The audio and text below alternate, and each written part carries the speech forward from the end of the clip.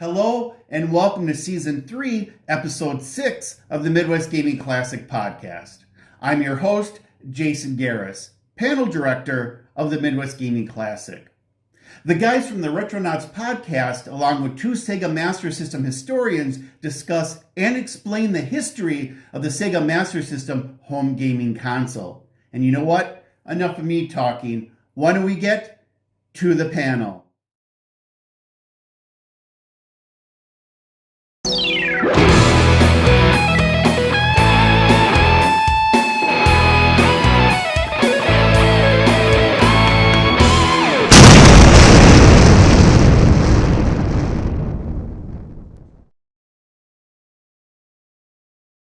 As a regular listener for the Retronauts podcast, I was very excited to hear that they would like to come to our show and have a panel this year. I said absolutely, and in this next recording, you'll hear as the people from Retronauts are joined by two Sega Master System historians to discuss the history of the Sega Master System. Are we ready to go? Wow, thank you. Apparently, yes. This week in Retronauts, for all my rage, I'm just a snail in a maze. Hi everyone, and welcome to the Midwest Gaming Classic live episode of Retronauts. We don't number them anymore because we don't know what numbers they are.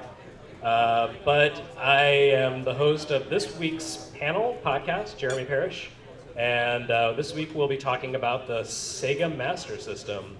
For those of you who came out to see us, specifically, thank you very much. And for those of you who just had a really good seat here in the bar area,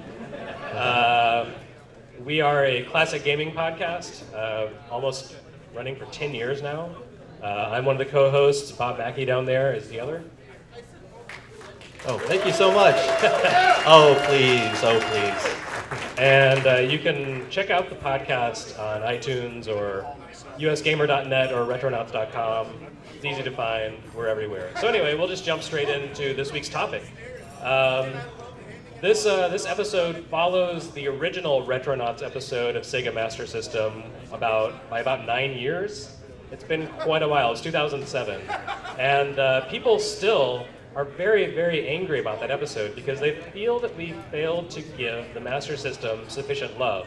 So in order to make up for that and to make sure no one ever complains about the way we talked about Sega Master System again, we have flown in two Sega experts. Immediately to my right is Greg Seward.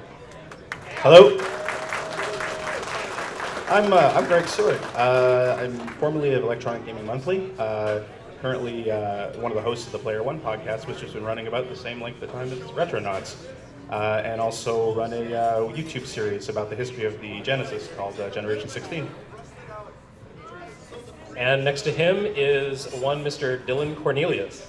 Dylan, what are your bona fides? My bona fides, I run a site called SegaDoes.com, and I'm currently in the process of reviewing every game ever released for a Sega console, and I've gotten through about half of the Master System library from 85 to 89. That's Japanese, European, and American releases, so hopefully I can provide some insights here. And then there's Bob. Hi everybody. I was told this podcast would be about ALF and ALF-related products. We are talking about ALF. Okay, good. Albeit briefly. I rewatched the entire series for this, so I'm ready. Even the movie, Project ALF. So anyway, the Sega Master System was released in America in 1986. It was the direct competitor to Nintendo's Entertainment System.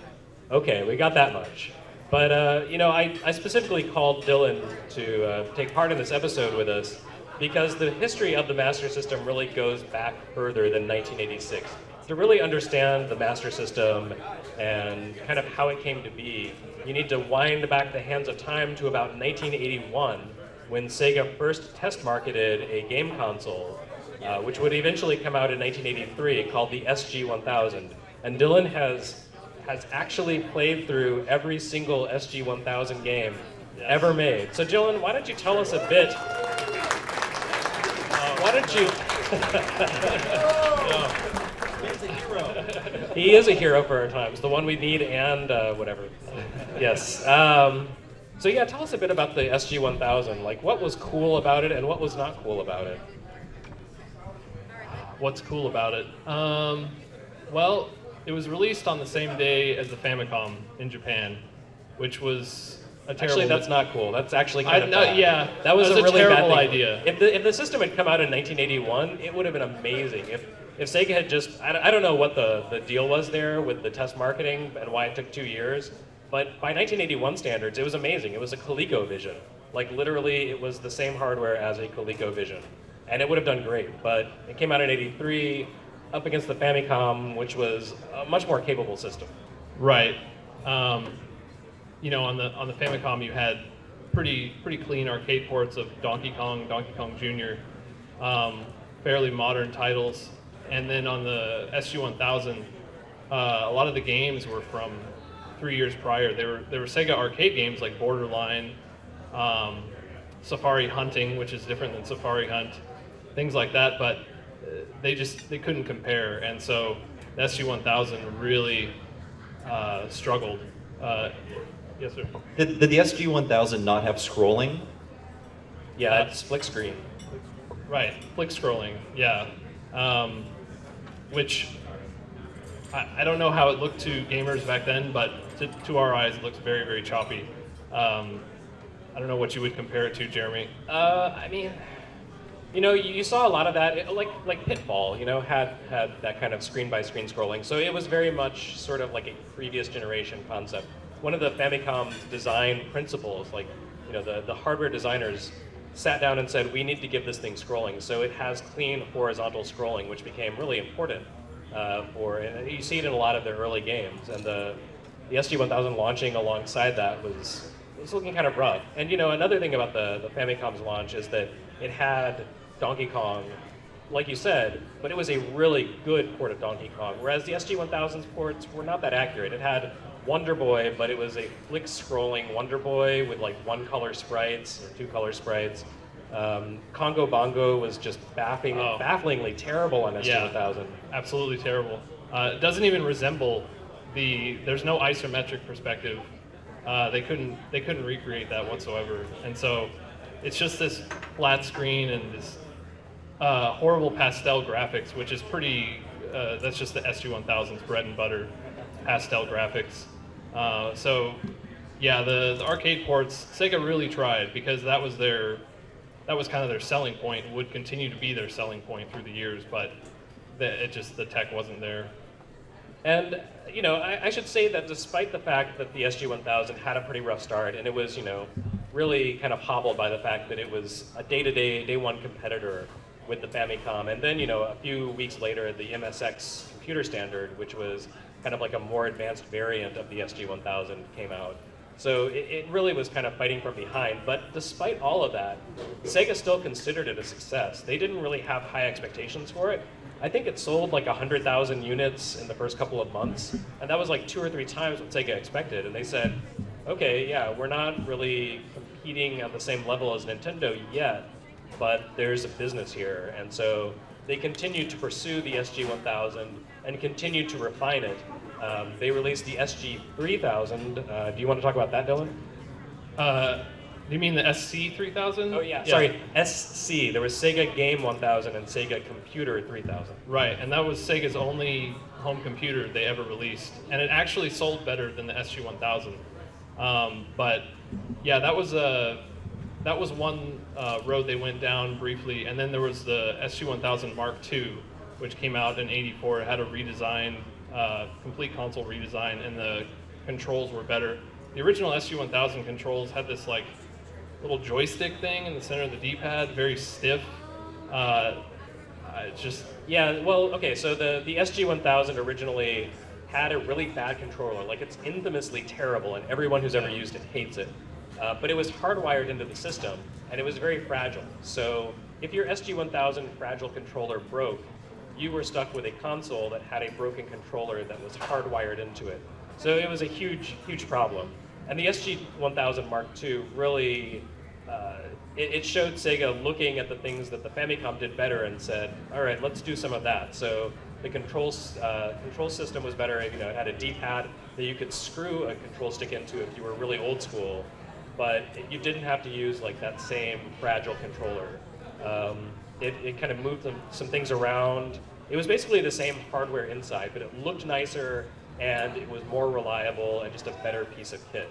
And the SC3000 that we mentioned, that's very comparable to a Coleco Atom if you're familiar with that. So it was kind of an expanded capabilities for the game system and used the console as the heart of a computer. So that was kind of a trendy thing back then, and that did pretty well for Sega too. But eventually, is there anything else you need to say about the SG-1000? Yeah, there was also, Sega being Sega, they couldn't help but release peripherals just up the wazoo. There was the card, I believe the card catcher came out in '84, and similar to the Master System cards, Sega started using these things called My Cards, and eventually, I think they were just so cheap to produce that all the SG-1000 games started coming out on these My Cards in around '85. Yeah, those are very comparable to TurboGrafx Who cards, about the same size, like a credit card with a circuit printed on it. And those eventually did kind of come to the U.S. There were a very few handful of games or Master System released on the card format. They weren't compatible with the SG-1000 or with other regions, but you could kind of see that vestige carrying through. Yeah. And the card catcher might be comparable to something like the StarPath Supercharger in the US, where you have like something you plug into the system and then a game that plugs into that. It was basically a cartridge peripheral into which you plugged a game. So it was a much cheaper and more effective way to distribute games. Yeah, and the Mark II had the card catcher built in, so was another improvement upon the original design as well. And Sega did do some arcade ports on the SG-1000, but you also saw them creating some original games. A guy named Yuji Naka created a game called Girl's Garden. Is that any good? It is. It's really good. The story is a little questionable. You play this little girl, and your goal is to collect flowers in this field to prevent your boyfriend from running away with another girl. And at the top of the screen, there's this like little meter of the boy getting closer and closer to the girl. And if he reaches her, love is over. So story's kind of crazy, but yeah, the gameplay is actually it holds up even today. Probably one of the best, if not the best. Yeah, and the SG-1000 had some other kind of notable familiar games. It had a port of Space Invaders because every system did. It had a port of Zaxxon, which didn't work out that well, but it's admirable that it was there. Let's see, Monaco GP. It had a Golgo 13 game, I think one of the first anime console games, which was based on the kind of long-running James Bond-ish sniper manga, very adult, very hard-boiled. Of course, the SG-1000 game was nothing, no sex, no murder. It was just like shooting, right? Just sniping out windows on a train. It had games like Bomb Jack that you might recognize from the NES Load Runner. And I think the final game was the Black Onyx, which was released in 1987. So that system had a really long life. The Black Onyx, of course, being sort of the first true RPG made for Japan. Showed up on a lot of computers and a lot of consoles, and eventually even made its way to SG-1000. But eventually, it came time to leave the SG-1000 behind. And there was the Mark II, but it was basically the same system.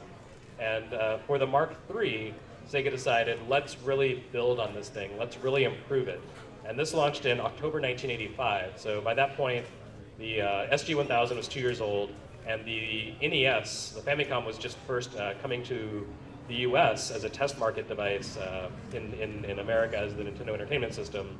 So that kind of gives you an idea of when the Mark III showed up in Japan. And it was really Sega's attempt to take its console and make it better than the NES. Yeah, and the Famicom launched with Donkey Kong, right? It did. The Master System launched with Teddy Boy, which is a very different we're not talking about the Master System yet. We're talking about the Mark III. Did the Mark III launch with Teddy Boy? I don't know. I think it did.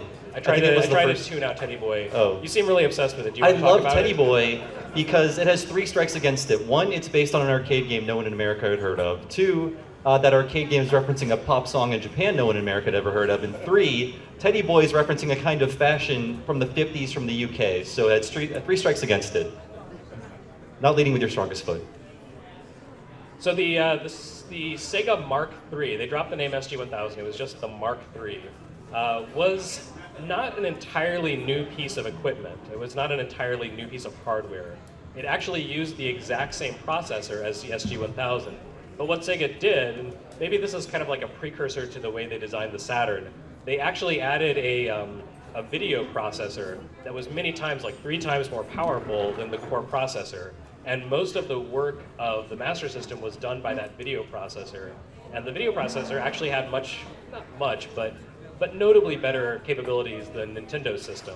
So, they really kind of worked within the sort of limits that they had, but pushed beyond what the competition was doing. And it was, in my opinion, a pretty clever approach to kind of refreshing their hardware line without totally changing the nature of their business, and without having to completely design a new piece of hardware from the ground up, which takes a long time. And it also makes, if I'm not mistaken, it makes the Mark III the world's first backwards compatible console. The Atari 7800 wouldn't launch for a few months after that. I think it's great that it's backwards compatible, but one of the things that you sort of look at now too, which is something that was sort of the downfall of Sega eventually, when you think about the timeline you've just described, we were going in the space of 2.5 years. We've gone through 3 console iterations already. Yeah, it's great that the backwards compatible, but Sega was just constantly moving forward, it seems, and sort of leaving everything behind as it happened. Yeah, I mean, I think we're starting to see that again with talk of the PlayStation 4K and things like that. This idea that, maybe consoles should be iterative, and tough luck, tough early adopters, that's too bad. Sega ahead of its time once again. But the Mark III made a lot of changes to the hardware.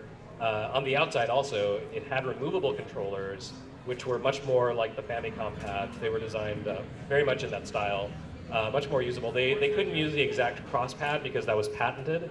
So it has a square pad, which I've never really been that big a fan of because my fingers tend to drift toward the diagonals, which is really bad in a game like Zillion, where you have to run and crawl, because I'll crawl at the wrong times. But it was a big improvement over what had come before. And again, that had the little thumbstick that you could screw into the center of the D-pad if you wanted to go old school.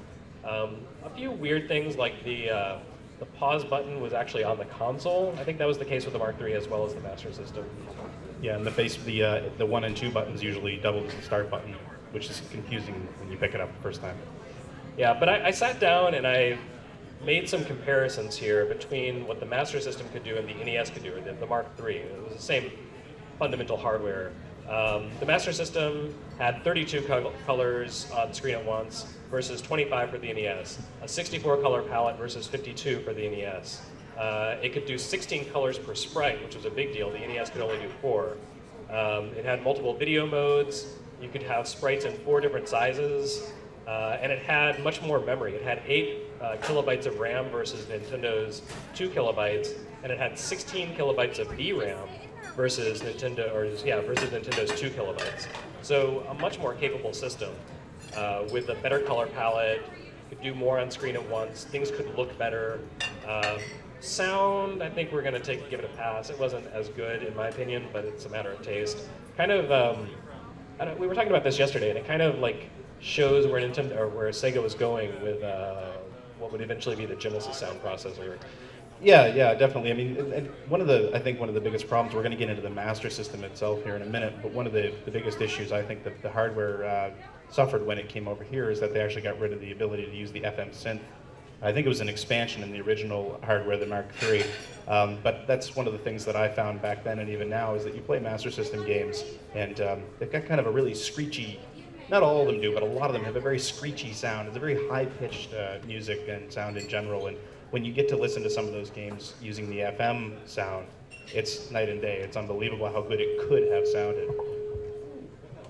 That's something kind of interesting is the whole idea of the console expansions. I think the ones that Nintendo had available, through third parties mainly for the NES became pretty well known, like the VRC6 chip that ran Castlevania 3 in Japan and had really great music.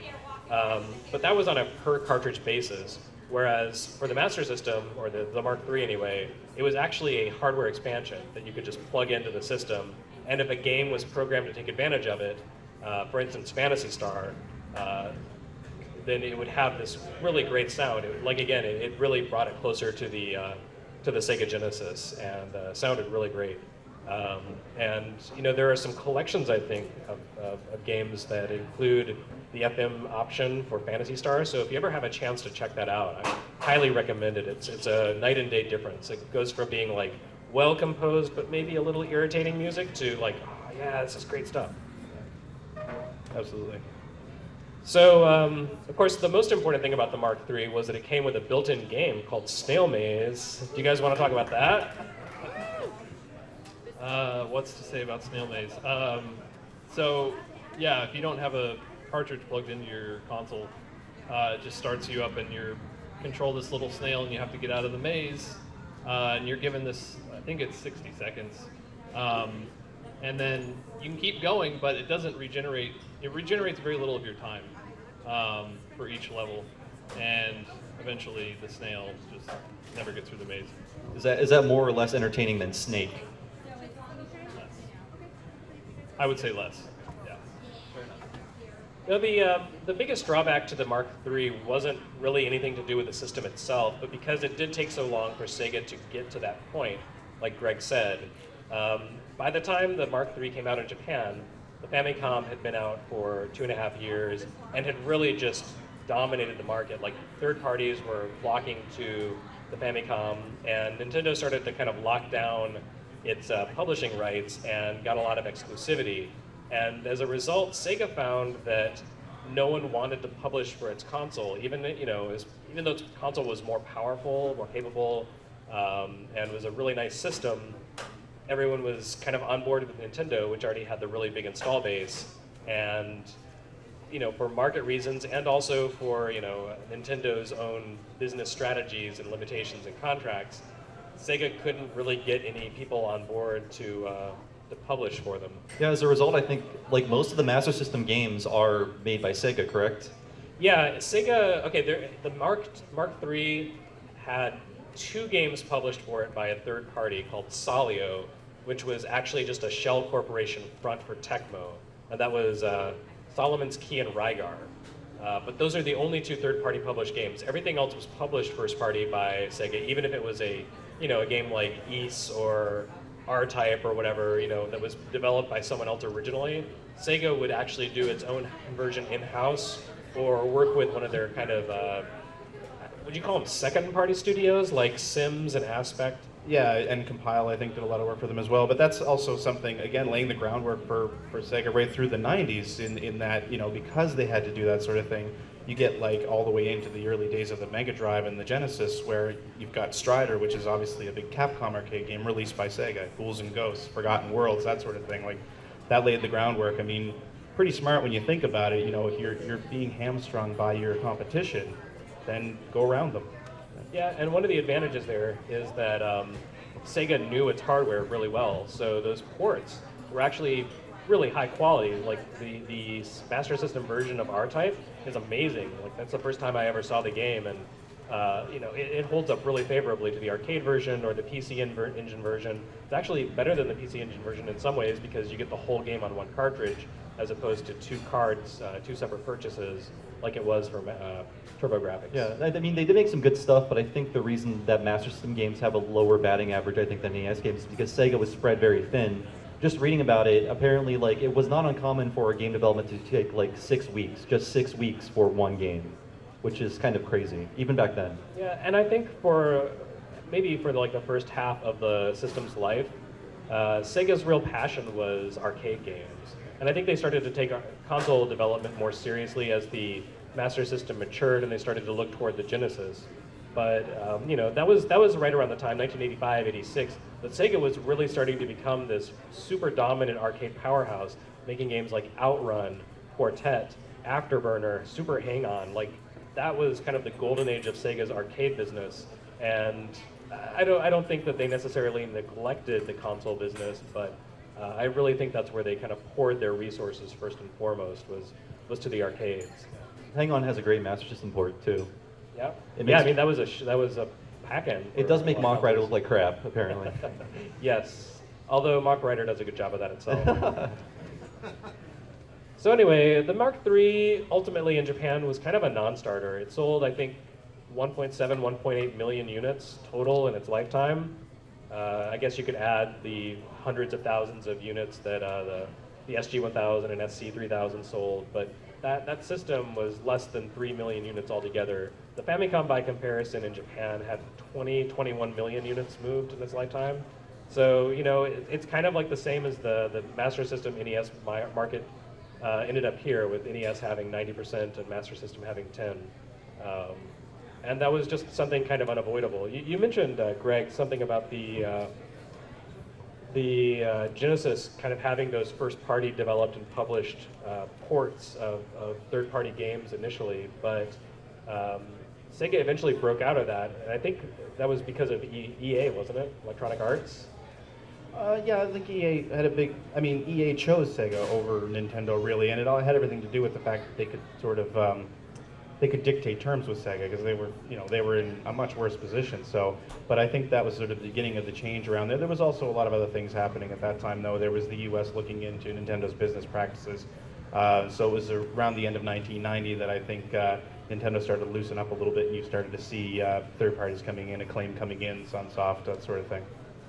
But yeah, I think it became pretty clear to Sega pretty early on that the Mark III just didn't have what it was going to take to beat Nintendo in its own game. So they began not to build another version of the system, yet another system, but instead to look to the international market, the same way Nintendo had with the NES. So they started to take the game first to the US, and then they went beyond that to the UK, Europe, and Brazil, where it became a really big deal. But you know, the US was first, and that was kind of their next attempt to build a big market. So that's where we come into the Master System. All of this has just been a preamble leading up to the Master Thank you System. for watching the pre-show. Yeah. So now we can actually have the podcast. Hi guys, welcome. So Master System, what do you guys want to say about this thing? Master System. It's a fantastic console, developed console, but the games just aren't there. Like Bob was saying, Sega was just spread way too thin, and a lot. You know, they had the arcade ports. Many of them they would re-release on the Genesis because the hardware was better, and so you know that you might have a game like Space Harrier that comes out on the Master System, and it's not at all like the arcade, but it's fun for 1987. Then they released Space Harrier 2 in '89 for the Genesis. And you're like, I don't need to play Space Harrier on the Master System anymore. So, and then a lot of the games produced specifically for the console, though, like Phantasy Star, were fantastic because obviously they pooled more their resources to. I don't know that you call them blockbuster games, but just it just felt like they knew it was more ambitious. Than just your traditional arcade style shooter or whatever. Yeah. They were brave enough to put Tommy Lasorda on a video game, so. No, you really see, if you look at the life of the Master System, you really see the quality of the software improving the same way that it did, on NES. There are fewer games for Master System, so there's not as much of a kind of a spread to look at. I think it's like 150 games versus what is NES and Famicom? It's like 1,200 or something. Yeah. Yeah. So I mean, definitely kind of a difference of a magnitude of order, basically, or an order of magnitude. Yes. Whatever. Anyway, but you do see that evolution. You see Sega getting more comfortable, starting to make games that are better suited to the console. There are less arcade ports and more games that you can really sink your teeth into. And by the end of the life of the system, you had stuff like Phantasy Star, which was mentioned. You had Golden Axe Warrior, which was a great Zelda clone. You had Zillion, which was a brave attempt to mix like Metroid and Impossible Mission. You had Fantasy Zone 2, which was a sequel to an arcade game that did a great job of just converting that shooter gameplay into a console-specific experience. It's so good, in fact, that developer M2, who does all the Sega 3D Ages, has actually taken the Master System Fantasy Zone 2 and turned it back into an arcade game for like the 3D Classics, where it's running on the arcade hardware. So I think that is a testament of how good that game was. Like, if it's good enough for them to give that kind of treatment, it's definitely worth your time today. So it's really Sega kind of cutting its teeth and getting a handle on the console market, so that when the Genesis came around, that could be just a fantastic system all up and down. And Dylan and I were talking about this last night a little bit too, where I don't know what it is. This? Okay. Up like that. Yeah, like you can really, when you consider, you look at things like Black Belt and well, I can't remember what the other one is, but Kajakuo, I forget what that was called here, but they were on the Master System, and then there were sequels to those on the Mega Drive Genesis, and you can really, if you start at the beginning of the Master System's life and move through the Mega Drive, you can really see Sega coming into its own as a console game manufacturer. I mean, the arcade ports were getting great as well, but like for side-scrolling action games in particular, they just got much better. Like their first attempts weren't great, but as you got into up to Sonic, basically, like you can really feel that quality rising. Yeah, and I really like the way that Sega reworked the hardware for the US. They really went for that. Like they just said, it's the 80s. Let's go all in on 80s design. And the hardware went from being this kind of like white and gray and blue, sort of soft, rounded, very safe and friendly looking console in Japan to this stark, angular black machine with red grids on it. It has like this weird diagram silk screened on the front that I don't actually know what it means. It's supposed to represent like the game experience and the controls or something, but it's how to hook it up. It's there, and it's cool. And then of course you have the packaging, which so the Master System packaging gets a lot of derision. I'm going to pass this around so everyone can appreciate it up close. I have a theory about this, Jeremy. So people laugh at the Master System because it does have the packaging has this really stark simplicity to it, but it's kind of weird because even though it's just like white with this silver grid on it and text and these tiny terrible clip art graphics, like there's kind of a lot of love and care given to it. The typography is very reminiscent of what Apple was doing in its marketing, with that kind of like bold Garamond, kind of Roman typeface. And then, like even though there's very little on that cover, like it's mostly white, it's not just a simple printing process. If you know printing, you know that silver ink is not one of the things that is part of the normal print process. So that's actually like a special 5-color spot process. It's weird and wasteful, but at the same time, like it does set the system apart, and it does say like they had branding in mind. Like there's more consistency in Master System packaging than any other console I can think of. It reminds me of the NES, the first NES black box games, where they had a cohesive style, and if the NES stuck with that, I would have been happy. Maybe it was not as evocative as a weird Mega Man could be.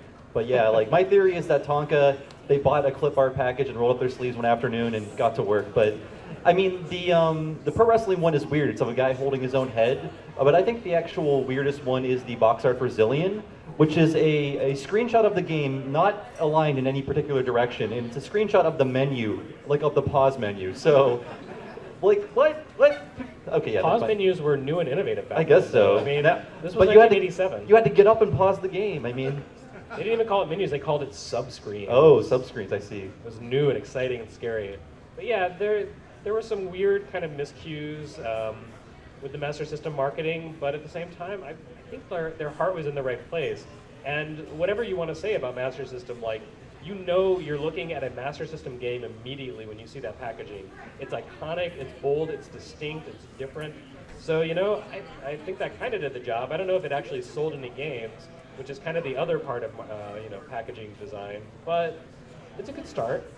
Yeah, I mean, it's and you look at it now, it's something that in the mid-90s everybody went to. Like, all of Nintendo's boxes started, especially on the spines, started to look the same. Sega started doing the color-coded thing with their 4 million different systems. And like today you see the same thing, right? Like you've got the 3DS, Microsoft, Sony, everyone does it. So, but yeah, I'm just convinced that the art on the Master System boxes was just a joke none of us were in on. Like, they had to know that those things were terrible, but yeah. Yeah, the Sega Master System launch in America took some cues from Nintendo's launch with the NES, and in some ways it actually one-upped what Nintendo did. They had a light gun as the pack-in, just like Nintendo with the Zapper. But one thing they didn't do was change the size of the cartridges the way Nintendo did. If you're familiar with Japanese Famicom cartridges, they're about half the height of NES cartridges, and NES cartridges are actually just empty space on the top half.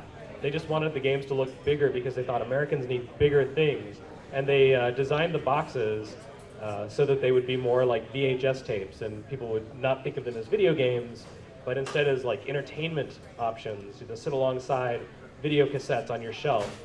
Well, Sega didn't do that with its carts, but it did take the packaging and made VHS-sized clamshell packaging instead of cardboard packaging, which was like kind of the premium, rental market only VHS packaging. So they kind of went to an extra step of effort to make their packaging stand out.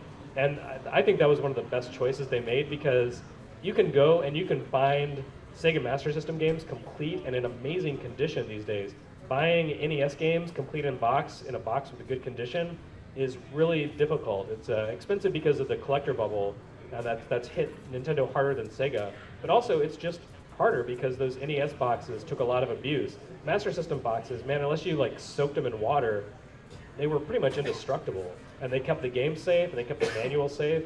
So I feel like Sega really thought, you know what, this system is going to be played by really dumb kids who don't care about their stuff, so let's accommodate for that, account for that, and work around it. And they did, and it's something that carried through into the Sega Genesis into like 1984 or so, or 94. Well, it was distributed by Tonka, and they probably had some hand in the packaging. Aren't they known for like durable toys, like That's giant true. trucks you can just smash into the ground? These are the Tonka Trucks of Tonka Trucks. video game packaging. So yeah, the US system at launch supported both cartridges. It wouldn't actually play Japanese cartridges. They were a very slightly different shape, so they weren't compatible. And it also supported the card games. Not very many of those were released in the US. In Japan, the card game, the Mark III, could support play SG-1000 games. Since none of those came out in the US, Sega didn't really bother with compatibility, so there's like a system BIOS change or something that makes SG-1000 games unplayable on a Master System. Right. Yeah. I don't even think it's possible. I mean, I guess you could mod it or try to mod it, but yeah, it's not feasible. So, kind of a mixed launch for the system. I think Sega's biggest problem in the US was kind of like what they faced in Japan, which is that Nintendo had a head start. And it wasn't so much that Nintendo had a head start in terms of time, because the NES made its wide American launch in June 1986, and the Master System was October 1986. So that's just a difference of what, like 3-4 months, 5 months maybe. So that's less than half a year. So it's not, an intractable lead. But the problem was Nintendo had a different kind of start in America, and they had more systems in place. They had more distribution in place, more partnerships. They had been distributing their own arcade games since Radar Scope. That went really badly for them, but then Donkey Kong came along and went really well. And that allowed them to set up, direct retail distribution, or, not retail, but they set up a network cross country in the US. And Sega didn't do that. Sega mostly published its arcade, I think all of its arcade games initially under other imprints like Konami. Didn't Frogger come out under Konami's imprint, or was that a Konami game? Okay, that's always confusing. But they worked with Gremlin and maybe Centuri and a few others, and kind of let other people do the heavy lifting of distributing arcade games in the U.S. And they didn't have the toy connections that Nintendo did, because Nintendo had the Game & Watch system that it sold through toy shops and electronic shops, and Sega kind of lacked that that Nintendo did. So Nintendo did have this advantage, also with marketing. They just, they were entrenched in the U.S. by the time the NES came out. Yeah, and I think Nintendo had the Fun Club, which would eventually become the propaganda arm known as Nintendo Power. Sega had nothing similar for a while. I mean, I think the Sega Visions magazine didn't come around until the Genesis a few years in, I think. Right, yeah, the Fun Club news was, and the Fun Club, that was Nintendo kind of taking advantage of the networks and the systems and connections and partnerships that it had built in the first half of the 80s to really, really push their system. And Sega just was coming from behind. They didn't have that kind of deep entrenched network in the US. And it really hurt them and worked against them. Well, when you think about the fact that even up until around, I think, the launch of Sonic, Sega was still struggling to get in some of the major retailers then. They didn't have that arm. And there was another Sega it was like a Power Club thing that came out. I think it was the last couple of years or the last year of the Master System. They did have something, I forget what it's called, but it's what's morphed into Sega Visions. I believe, was that the Sega Challenge newsletter? Yeah, Sega Challenge newsletter. And there was actually, they had one game that you could only get through ordering in the newsletter. It's called Power Strike. It's very good shoot 'em up. So, Which, yeah, that was Aleste in Japan. Aleste, yeah. So if you're familiar with the Aleste series, by Compile, right? Compile. Yeah. So anything, shooter by Compile, it's going to be good. So yeah, it's one of those. There were a lot of good games on Master System. I don't think we're going to have time to really get into the Master System library. We're going to record kind of a supplemental segment to this panel later. That'll be released in just a podcast episode. So we'll talk more about the games in that. But the U.S. market ended up being kind of a non-starter for Sega. Also, I think they sold about 2 million here. So it did a little better than in Japan, but not really that much. But Sega did have huge success in the rest of the world. They didn't do well in America. They didn't do well in Japan, where Nintendo had a great foothold. But eventually, they took their system to the UK and Europe, and the system exploded there. It sold like 7 million units, I think, in Europe, and then another 5 in Brazil. I don't know why it was specifically Brazil, not South America, just Brazil. That one country had just a huge love for Master System, but Sega did eventually find its audience, and the system did much better in Europe than the NES did. One of the things in Brazil, a bit of insight into that, is that actually one of the reasons it was so big in Brazil is because Tectoy licensed it. It wasn't Sega that went to Tectoy, it was the other way around. Tectoy was licensing toys, and the very first toy that company ever licensed was the Zillion gun. And Zillion was on television, or I think Tectoy was instrumental in getting Zillion on television down in Brazil. But the key thing there is that there were huge tariffs on anything that was foreign that you brought into Brazil to sell. So what Tectoy did was set up its own manufacturing plants, run by, Sega oversaw that obviously, so they could sell at a much lower price. Plus they had crazy customer support, kind of like what they had with the NES in North America, where you had these third-party licensed support group, like support stores, these little mom and pop shops, but they were licensed by Nintendo. Tectoy did that with Master System in Brazil, which is one of the reasons why it was so huge. But they were still releasing games for that thing. In like '98, Street Fighter really 2 late, was a game that came out on the Master System in Brazil. And in the UK, it was kind of the same thing. I mean, that was one of the nice things or one of the things that I think is kind of sad about the Master System in the US is that it came out here in '86. Japan stopped supporting it in '88. It was only a 2-year window that we had here. But when the UK and Europe latched onto it, you had all those sort of bedroom coders that had come up through the microcomputer, through the Sinclair and that sort of thing, getting in there and really messing with the system. And if you go and you check out a lot of the games that came out post 1988 in the UK, there's some really impressive stuff for the system. Yeah, the only Japanese console I think that has kind of a similar release library to the Master System is maybe the N64, because it was so big in the U.S. versus where it was in Japan and Europe.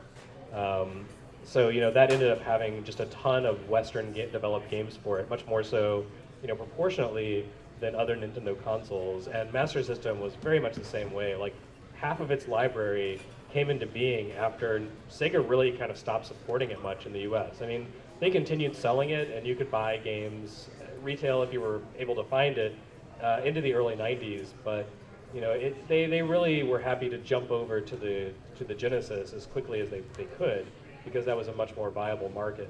But in Europe and Brazil, it just kept going and going.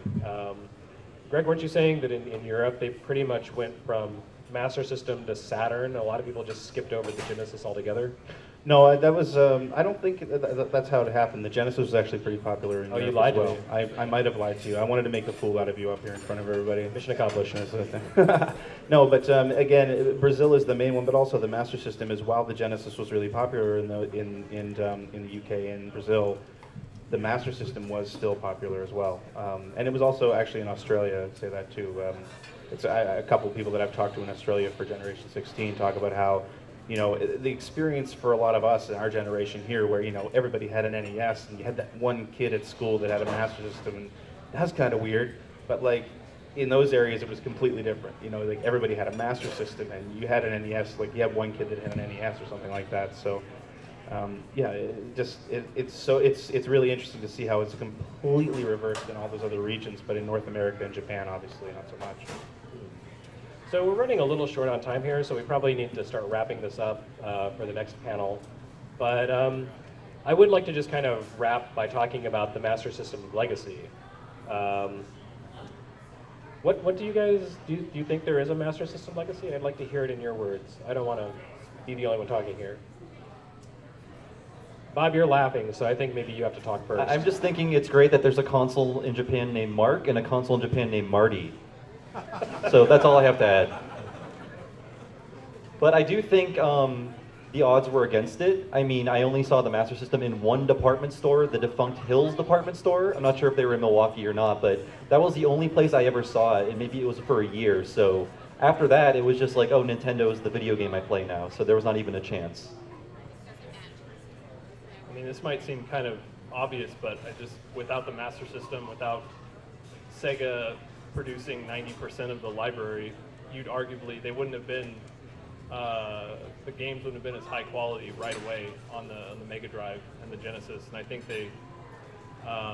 while the marketing was instrumental in getting the Genesis popular in America, I think the games were there. Sega just needed to let people know that they existed. But the Master System, definitely paved the way for better things.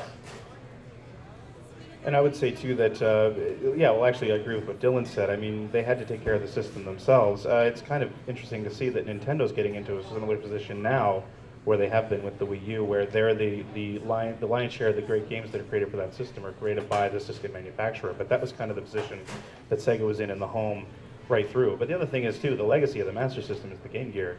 I mean, the Game Gear was a Master System. That's all it was. A Master System, but better. But better. It had 4,096 possible colors as opposed to 64. That's an improvement. A little bit. Not that you can necessarily see it on the screen at that size, but the potential is there. Yeah. And I mean, the Game Gear had a ton of pretty much straight ports of Master System games, scaled to the different screen dimensions, but you had stuff like Master of Darkness or Vampire or whatever you want to call it, which was a pretty good Castlevania clone. I think there was even like a Gunstar Heroes port, which that's not a Master. Well, there was a Master System version of Gunstar Heroes, wasn't there? Well, a lot of those Master System versions were actually ports back to the Master System from the Game Gear. Dynamite Headdy is another example, and I think Earthworm Jim as well. So, yeah. And you did see Sega kind of giving the Master System some special treatment even late in its life. Even though they kind of discontinued it for the most part in Japan in 1988.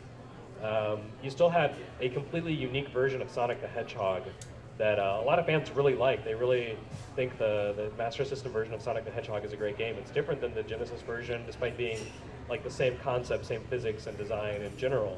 Different levels, different challenges, and that sort of thing. It was programmed by Ancient, which is Yuzo Koshiro's company, if you're familiar with that composer. He and his sister and his mother own a company, and they did a few games for Master System and Game Gear, and they did a really great job of it. Like, everything he touches is great.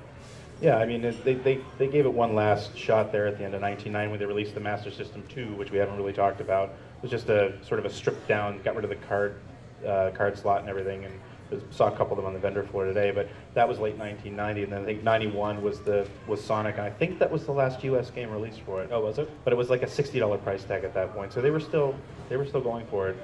But they also had the power base converter for the Genesis, so there was still some value there. Plus, they got to say they were backwards compatible when Nintendo wasn't. That was a great example of Sega doing what Nintendo don't, because absolutely. The Super NES was originally supposed to have an NES cartridge slot, and then Nintendo said, they even picked the Super NES processor because of its backward compatibility with the NES. But then for whatever reason, they just said, nah, let's cut that out. I'm sure they just wanted to save costs and eat up price again. But Sega, they took a different approach and said, well, we'll give you a module that lets you play all your Master System games on Genesis, which if you own I'm sure made a lot of parents happy. Well, it did, and it's funny because it's been said by Sega executives at the time that the power base converter was the greatest peripheral no one bought. mean, it never sold anything, but it was great. It was great PR for them to be able to say, because there was a big uproar when the Super Nintendo was released in the U.S. about how it wasn't backwards compatible. Everyone had tons of games, and they wouldn't be able to play them. And Sega's over here saying, "Look, we've got this." I mean, do you think the Super Game Boy came around because of the power-based converter? Do you think Nintendo would have come up with that idea if they hadn't seen Sega doing that and said, Yeah, maybe. "Oh, yeah, we could do that." Yeah, maybe. So that's pretty great. Anyway, I think that pretty much wraps it up for us. Should we take some questions? Are there any questions in the audience? Does anyone? Oh, there are some questions. Okay. Now I'll walk around to people. So I know we know a lot about the business side of Sega during the Genesis years because of the Console Wars book, which has recently come out. But during the Master System, was the U.S. arm, did they have their own presence there, or were they more so being licensed out from Japan through Tonka and stuff like that? They did have their own presence. I don't know personally how many people there were. I actually spoke to Al Nilsson about a week ago, and I didn't ask him any specifics, but there was an arm of Sega, but it was a completely marketing arm, and it was a tiny, tiny team.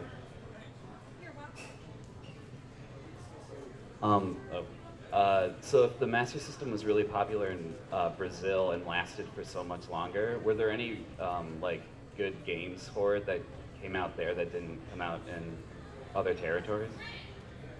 Well, they rebranded a lot of the good American games. Like they rebranded Wonder Boy to be Sapo the Frog, which is like a Brazilian cartoon.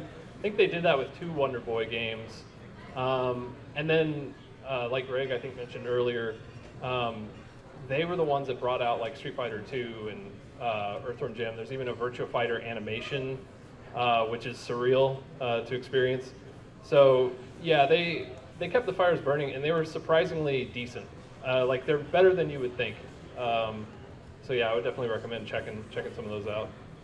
I think there's a collection of like a dozen or so games that are exclusive there, and a lot of those also there were some reskins of like I think Wonder Boy or something like that with various Brazilian properties like Turma del Monica. There's a Woody Woodpecker game that I think was exclusive to Brazil as well. So yeah, there's a few. There's a Mickey Mouse game that's exclusive to Brazil as well, and Mickey's Ultimate Challenge or something like that. Not great, and really hard to get. Apparently those games are really hard to get complete in box.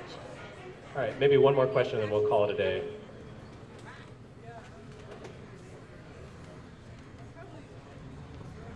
I myself collect for the Master System, and I've had a lot of fun actually importing games from the UK because for whatever reason, I can just play those PAL games on my US Master System. And I don't think there's any other system where you can hope to achieve that just because of the signal conversion alone. Do you know like why the technical reasons of why that's even possible, that I can do that with this machine and maybe nothing else I know of? I have no idea what reason that would be. Does anybody, any thoughts? No, I don't. I don't know. I took the microphone just to say that. Yeah. Statement at least. Yeah, I know that PAL games run more slowly on US systems. I remember getting a copy of Xenon 2 and thinking, why is this game so sluggish and crappy? Until I realized it was a UK release and it was supposed to run like 10% faster. So that's why. I think I have no idea why they would do that, but yeah, there wasn't like a lockout. It was just the games would run at the refresh rate of whatever TV standard you were using, so or whatever system it was running on. I don't know. Kind of interesting though. Anyway, I think that wraps it up for this panel. So thanks everyone for coming out. Oh, you're very kind. Like I said, we're going to record a little more about Master System, talk specifically about the games, and put this whole thing together into a podcast. That'll be out in about a week. So you can look forward to that. And otherwise, what's that? Oh yeah, right. There's a meetup tonight. We're gonna hang out here at the bar at 8:30. I think they reserved a little corner for us. So come out. We're not buying you drinks, but you can hang out with us. We might even have to like scrounge for pennies to buy our own drinks. I don't know, but it'll be cool. We can just hang out and we can talk about Master System or not Master System as you prefer. Anyway, so Master System, Fun little system. I've always had a soft spot for it, even though people think I hate it for some reason. So hopefully we've divorced you of that opinion, and I hope you enjoyed this panel. So thanks again for coming out. Yeah, thanks so much. Be sure to listen to Retronauts on the internet. We're everywhere.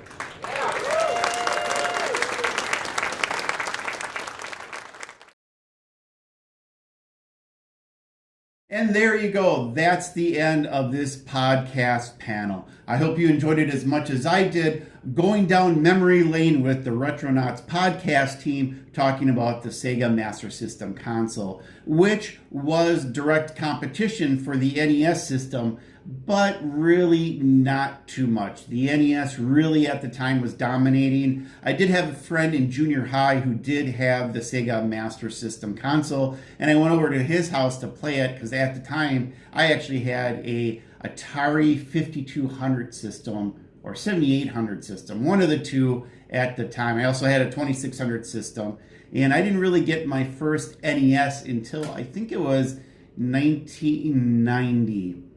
And that was when I was working for a little store in the Milwaukee area at Southridge Mall called Captron World of Nintendo. That's where I got my NES system, Super Nintendo, and Sega Genesis at the time.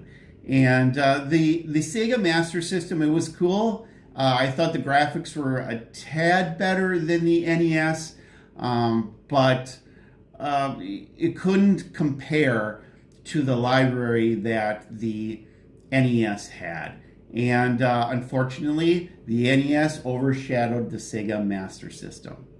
That's all I have for this week. I hope you enjoyed it as much as I did. And until next time, take care, stay safe, and game on.